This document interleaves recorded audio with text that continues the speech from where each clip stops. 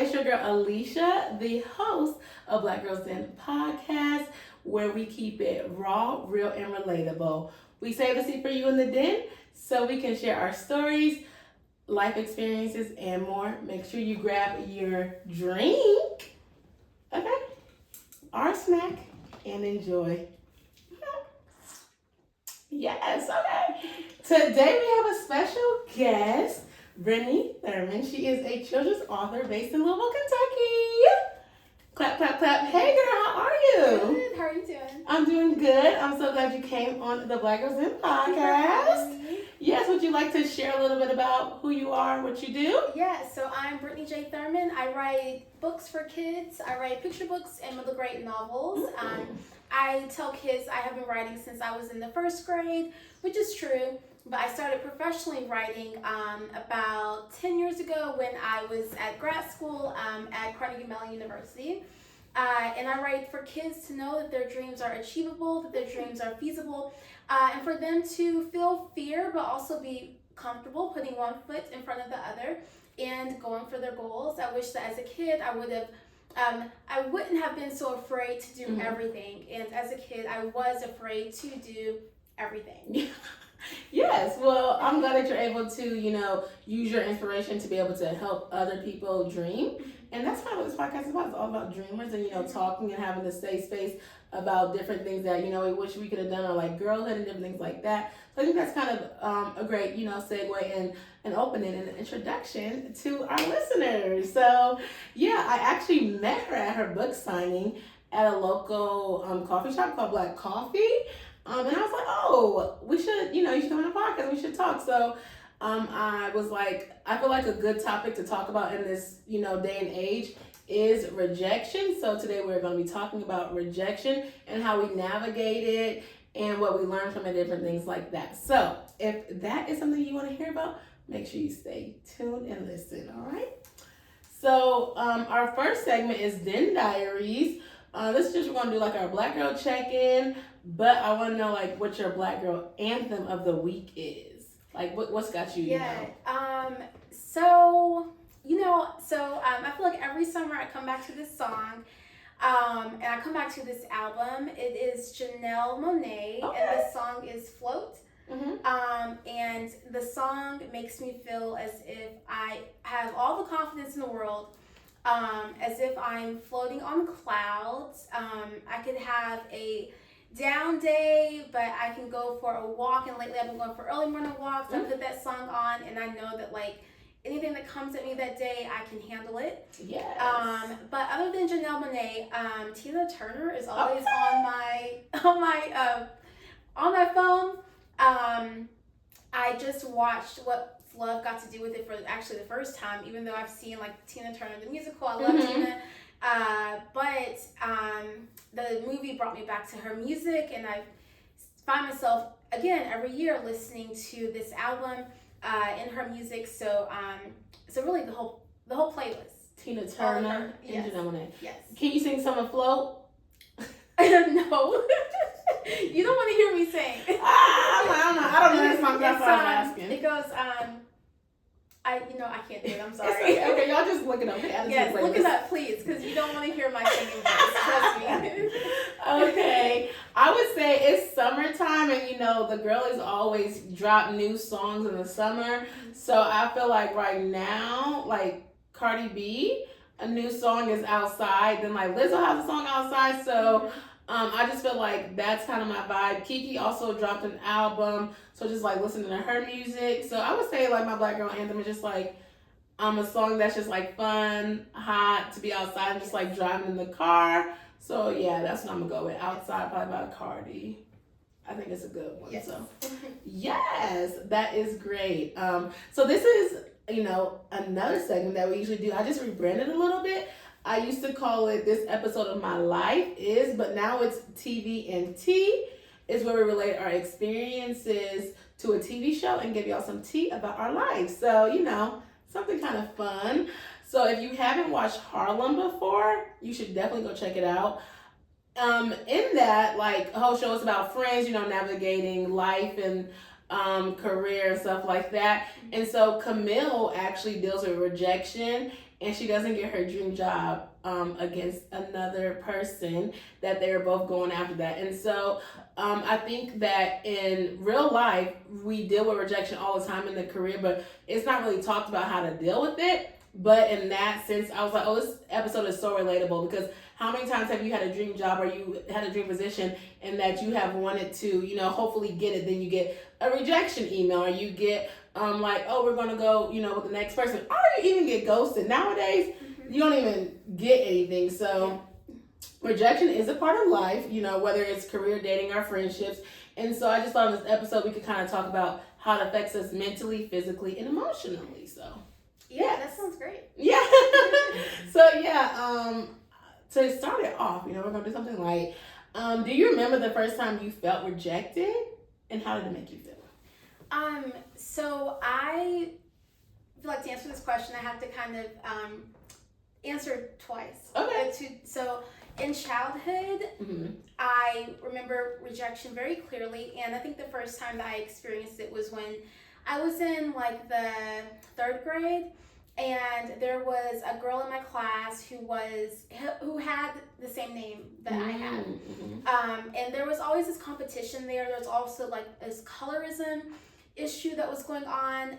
But I remember clearly wanting to be her friend and wanting to make friends, but I was a very awkward child and quiet, so I didn't always know how to make a friend. And I remember one day her sister coming up to me and saying, Brittany wants space. And I felt at that moment that I think that was my first really like feeling of pure rejection in childhood, and that rejection being like someone didn't really want to be my friend. But as an adult, rejection has come in many forms, especially professionally as an author. I'm constantly getting rejection as I send my work to publishers. Prior to finding an agent, sending my work to agents was a constant rejection. But professionally, I think that the first like instance of rejection and really questioning if being a writer was for me was when I was in grad school. I was at Carnegie Mellon, and my professor was very rough on us our first year. And I remember that we would sit around this table and we would share our manuscripts. And so each person in my class, there were only like 6 of us, they would take on a different role in the story.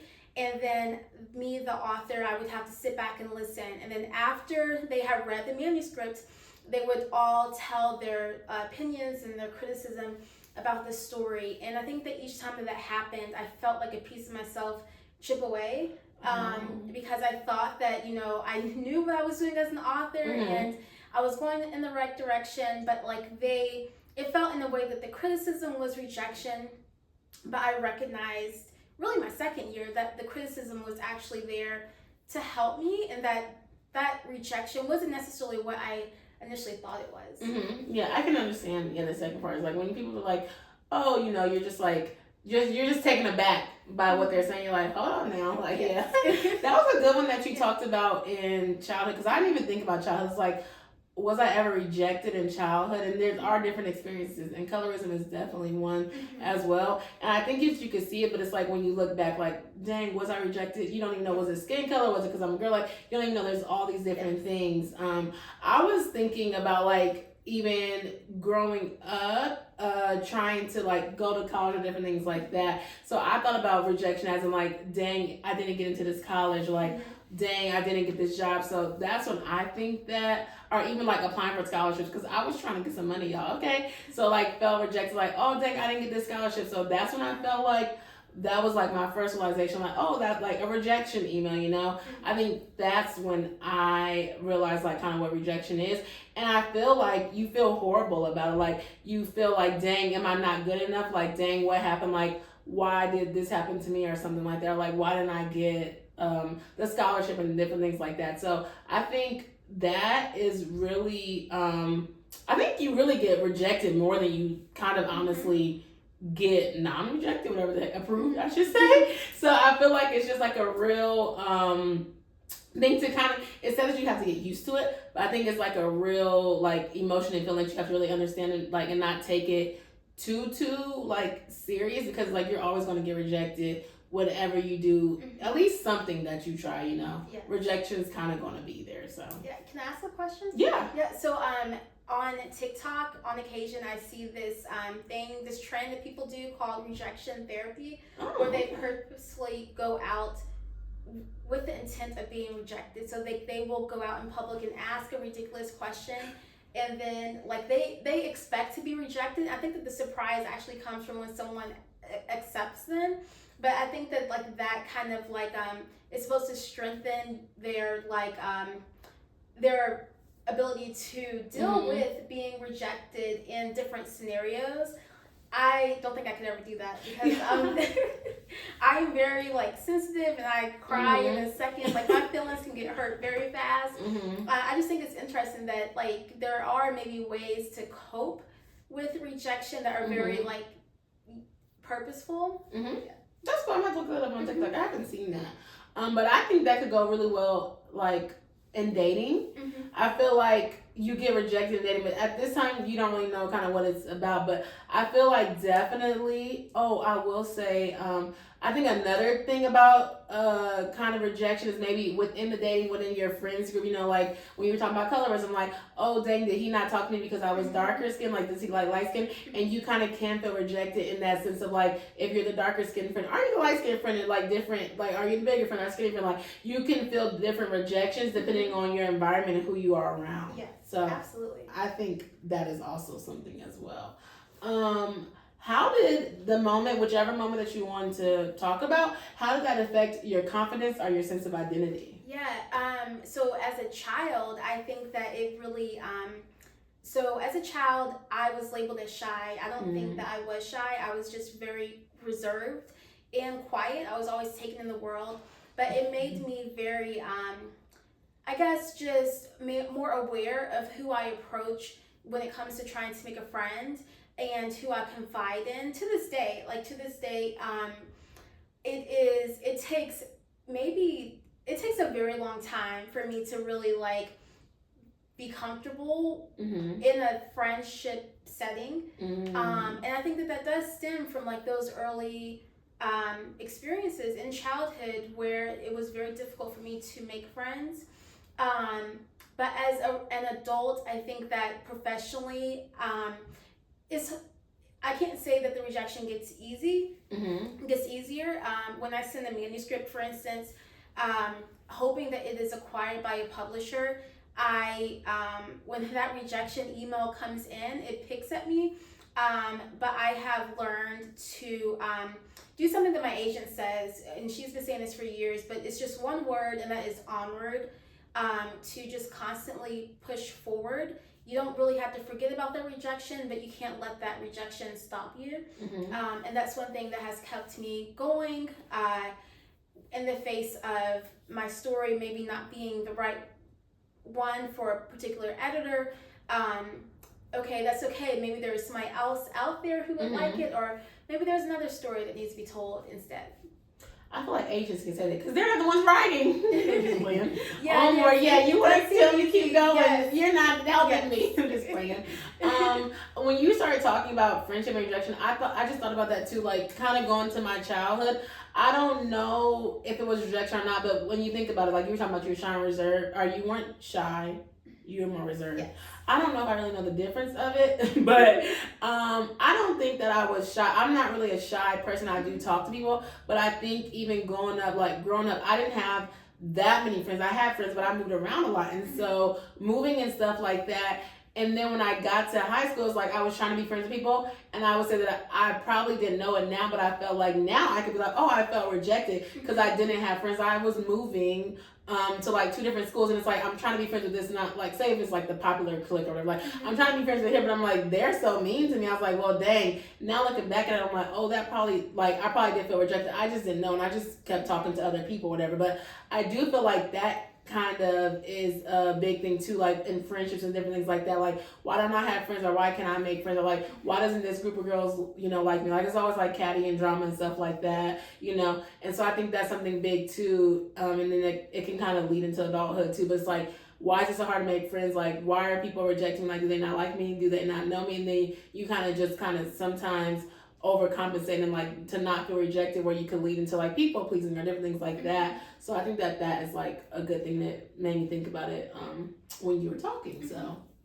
yeah, I think the way that it affects my confidence, I don't think it affected my confidence. I feel like maybe my sense of identity or whatever. It's like, okay, like, am I too loud, or like, am I not funny, or like, am I not likable or something like that? Which that could be confidence. Like, why doesn't nobody like me? But then I had to kind of realize, well, these people, thinking back, like, I'm like, they don't know me. These people have been friends since middle school or elementary school. I don't have that experience. And so I was just like, when people come in new, people are really not, like, they're not open like me. I'm open. If you're new, I'm going to talk to you. But everybody isn't that open. Like, they could be reserved, or they could like not talk to new people, So it's just like thinking about the different type of perspectives that people have or where they're from, and it's just like I just kind of go with it and just kind of move forward on that one. Yes. So yeah, that made me think about that. To your point earlier about how you said your agent was like, just move onward and different things like that. Do you believe that rejection is redirection?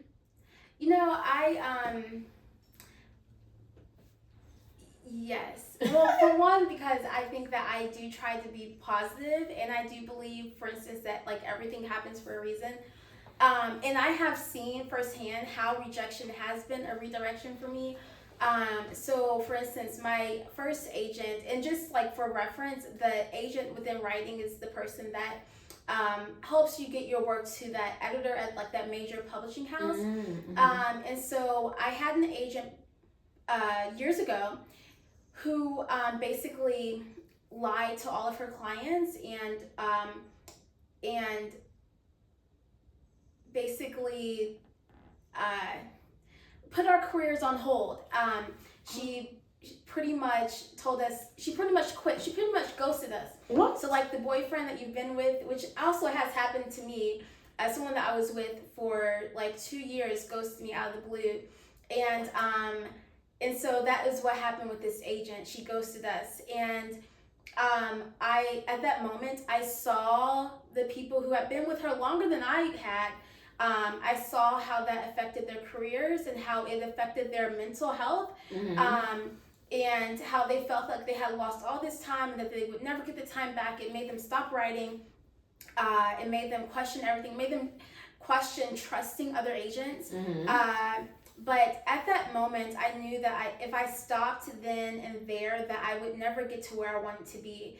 And so it was as if that rejection from that agent was down the line this redirection. I see it now as the redirection that I needed, but at the time it did not feel like that. I think the redirection comes, you just don't see it in that moment that you're being rejected. And the same with relationships. Like when I was dating, which I haven't in 5 years, like I have not dated anybody. So, but like you see that person, you think that they're the end all be all. But now I see how I probably would not have the career that I have now if, for instance, I was still with that boyfriend that had ghosted me. Mm-hmm. 2 questions, follow-up questions. So one, is the publisher like alive and well in this still? Like, do you know who I know you know who the publisher is, that's what I'm asking. But like, do you see them doing other things now, or did they just like completely like stop? Oh, the agent? Yeah, the agent. Oh, she, I have no idea. I don't know. She might have fallen off the face of the earth, and that's okay if she did, because what she did was horrible. Yeah. But no, she was, no, and I'm glad. Okay, yes. I was just wondering, yeah. And then second, we talked about rejection and different things like that. So you brought up that like your ex-boyfriend ghosted you, which that's crazy. That's another conversation for another day. But what do you feel like? Which one is harder? Like, do you feel like being ghosted in rejection in relationships, like in a relationship, or rejection like with the career? Which one do you feel like is harder since you've had like? I think honestly it's the career at this point in my life because I I have a vision for my future. I know, like, early on, I knew that I wanted my books to be in bookstores across the country. And so I put a lot of passion in my work, and it is very hard to hear a no from an editor. And so, yes, I think that, like, it eats at you, like, that rejection. So, yes, the rejection professionally from that editor when it comes to my career. I think, like, relationships are tough too, and they can, when they don't go well, they can send you into, like, a spiral. But my career is for the rest of my life. Like, I need someone to not reject me. Yes, I feel that one. Rejection or redirection. I hear that all the time on social media. That's why I asked that question. I don't quite know if I believe that, but I can see what you're like, how you're saying, like, right in the moment, I might not see the redirection that it was good, but maybe later on I might see the redirection. And I can kind of, I would say I can kind of test that too, because if you did not know, some people don't know, but the rejection, I actually used to live in Atlanta. And so I was applying for jobs all the time. But there's so many people that live in Atlanta, and I was trying to get into tech. I couldn't get into tech. So then I ended up applying for a job in Louisville, where, like, I went to school at. So then I ended up getting a job, and it was like a tech position kind of role at a school. So it was like, I'm at a school that I have a tech position at, and I'm working in there. And so I was like, I was rejected, so much in Atlanta, but then I come back here redirection. I did not want to move back to Louisville. I was like, no, I don't want to move back to Louisville. I want to go somewhere else. But I was like, I was not getting nowhere. And then now I'm just like, okay, well, if I didn't move back to Louisville, if I wouldn't start the tech, the tech role or whatever, if I didn't do something like that, honestly, this podcast wouldn't even be here. Because I was not even thinking about this type of podcast when I lived in Atlanta. And so it was only here when I came back home and I had time and I was bored and thinking about stuff like, oh, I want to do this. And then I had time to actually pour into it. So I can kind of see, like you're saying, like, maybe not later. Because who's to say if I would even started this if I still lived in Atlanta. But now that I kind of, got rejected so many times, I was like, I'm over it. I redirected myself back to Louisville, and then I started the podcast. So I can kind of see some stuff there later in the line. But yeah, when I was getting rejected, I'm like, I need a job. What's going on? So yeah, I can see that was kind of good. Specifically for Black women, what do you think comes with facing rejection? Yeah, I think it goes back to similar to what you said earlier. I think in certain situations, for myself, I question the reason why. Is it because I'm Black? Is it because I'm a dark-skinned Black woman? Is it because I write characters who are Black girls, Black boys living in very realistic situations and realistic environments and living in this world that I grew up living in? And so I think that is what what comes to mind when it comes to rejection. Especially within the publishing industry, there's a lot of issues when it comes to representation and diversity and who gets marketing, for instance. Like, why is an author who, for instance, like, why does a white author get more advanced or more marketing than a Black author who, for instance, might be writing the same thing? I see what you're saying. I think that when it comes to Black women specifically, to your point, you're like, you don't know why you didn't get it. And people do say it's like you kind of got 2-3 strikes behind you, but it's like in the episode with Harlem, I think it was Camille. I think she didn't get it towards a white woman, right? So it's like, dang, did I not get it because I was this? Did I not get it because of that? And then I feel like then that kind of spirals, and you're just like, well, again, like, why am I not good enough? You don't know if it's because you're Black, you're a woman. You don't know if it's because of your age. Like, you just don't know. So I think that's kind of the unique challenges when it comes to, like, being rejected. But then I don't even really think about it. Like, when I don't get it, like, if I don't get a job or something like that, because if you're not getting interviews, you really quite don't know. But I will say that I stopped checking my race on them applications. Yes. And you don't need to know if I'm Black. You don't need to know if I'm a woman. You don't need to know nothing. We just gonna keep boom, boom, boom, and we gonna see where we go from there. So that's what I do. Okay. I do not be answering none of those questions. I just skip. This kind of is, I would say, if you want to give some advice, kind of are how you think about it. It says, like there's pressure to just work hard and get what you want. Like if you work hard, you're gonna get it, right? Sometimes that does not work out. So how do you feel like that narrative goes against the reality of rejection? I'm not sure. I'm sorry. No, you're fine. I think, me personally, I think that it goes against it because if you're working hard, you're like, I'm doing this, I'm doing that. Like you saying your books, for example, like I'm working, I'm writing them, I'm pushing them out, I'm trying to publish them. But if you keep getting rejected, you can only work so hard. Yes. Like that's just me. I think like I can only work so hard. Like I can only get so many master's degrees. I can only get so many doctorate degrees until you're like, okay, now where is the job? So I feel like sometimes it goes against the narrative of it goes against the narrative of kind of rejection or upholds it. I can't say it right. Or it goes against it because if you're like, okay, I'm not gonna get rejected, I'm gonna keep going, but at some point in time you're gonna be tired to keep on getting rejection letters. Yeah. So it's like it goes against it because they're just like, oh, work hard, but it's like, I can only work so hard. I can only be in so many rooms at one time. If I keep getting rejected, then I'm not gonna want to do it no more. So that's what I think. Yeah, and I agree, but also I think that I have seen firsthand how when you don't give up on, for instance, like a dream that you might have, how that not giving up has led to success. And so even though it is like very difficult to keep going and to keep putting yourself out there and to keep getting chipped away when that rejection happens, I think that in order to get to a place that you want to be, you have to keep pushing, but not to an extent that you exhaust yourself. I think that rest is very important.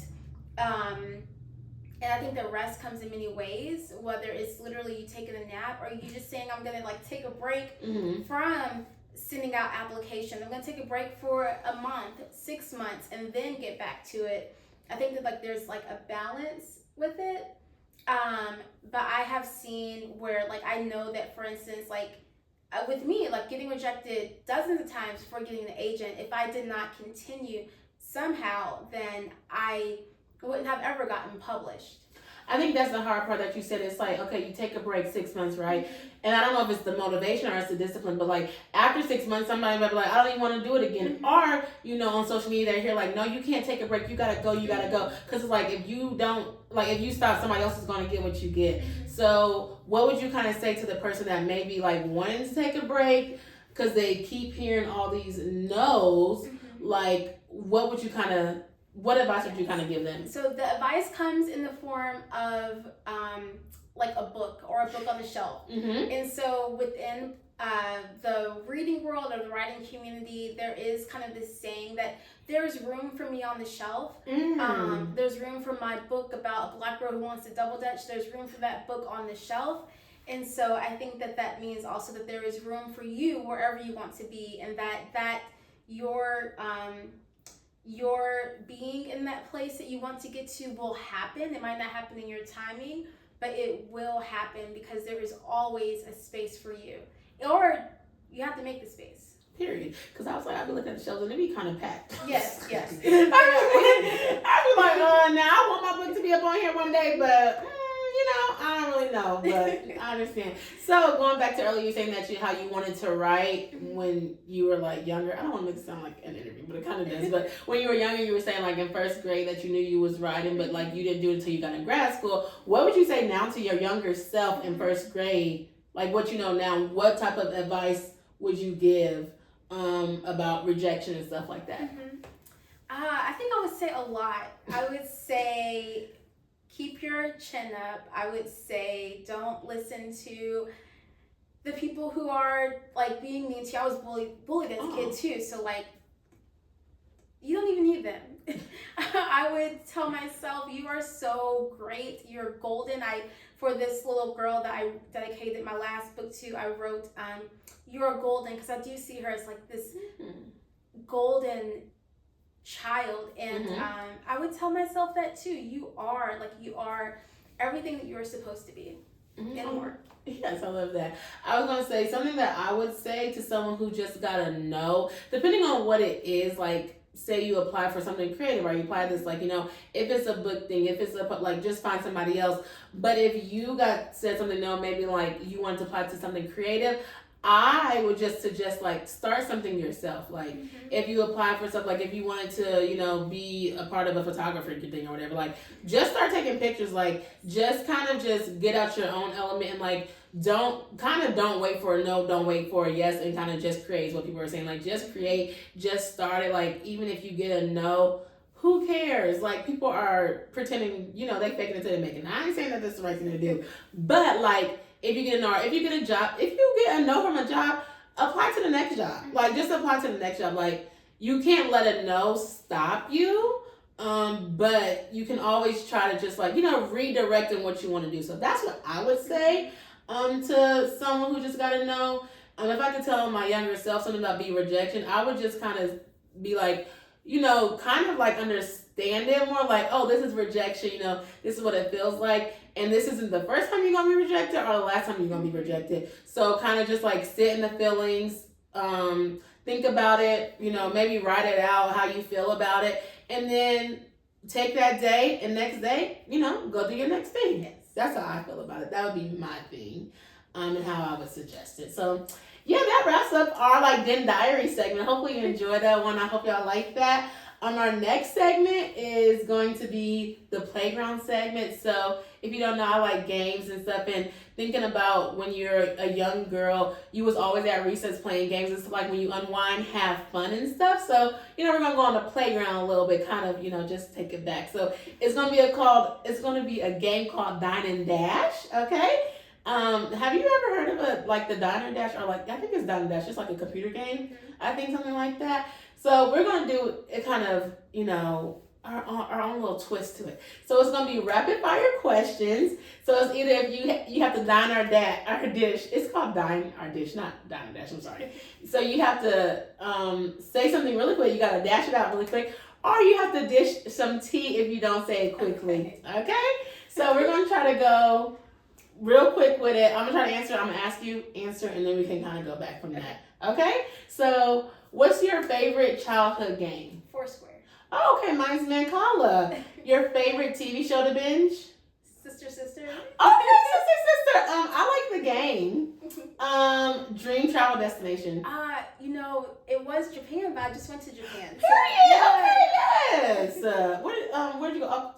Tokyo, and then to another one, a small town 3 hours away that starts with a K. I cannot pronounce it for the life of me, but it was beautiful. Yeah, so what's on your next one? My next one actually is, I'm going to say a lot of places. I want to go so many places. But actually, I think my next destination might be Iceland. Okay. So Reykjavik or something like yes. that. Iceland, yeah. I'm going to pick Maldives for my dream travel destination. Your go-to comfort food. Ooh, chips and salsa. Chips with cheese, and then the salsa is the guacamole salsa. I could eat it all day, and I should not, but I love it. My comfort food, I feel like, is like some chicken, kind of like some soul food. I grew up on like shepherd pie, and KFC has like those like famous KFC bowls. It's just so good. Some mashed potatoes, some chicken. It's just so good stuff. I would say that is my comfort food. What's one tech gadget you can't live without? Ooh, my phone. I need to live without it, but I can't. I would say my computer then, since you said the phone. What's your most used app right now? Ooh, my most used app is this game that it's consuming my time, but it's this game where you just sort out different cars. You sort them out by color, and each level gets more difficult. And I'm addicted to it. I would say mine is YouTube, probably. YouTube would be my number one app. And then what's your game night essential? Like Uno, Space, or Heads? Like what type of game? So Connect Four. Okay, yes. So that's the game that like me and my mom always play every like holiday season, or whenever we're bored, we'll get it out. It sits in our living room. So and it goes back to my childhood. It's a game that I would play as a kid too. Yes, I would say Taboo is like a game night essential for me. So yes, you didn't have to addition ET, okay? That you did good, okay? So before we wrap up, this our last segment is our postcard to our listeners. So it's kind of like a Black girl confession, but like our stories deserve to be heard, seen, and celebrated. So we want to leave y'all with something raw, real, and relatable. And so anything that you feel like you want to confess, about something that we talked about today, rejection, or something just in life that you just feel like you would want to have them take it away.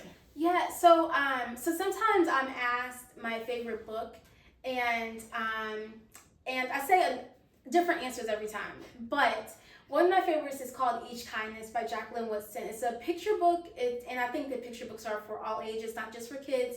But it's about how we never really get a second chance to be kind to someone.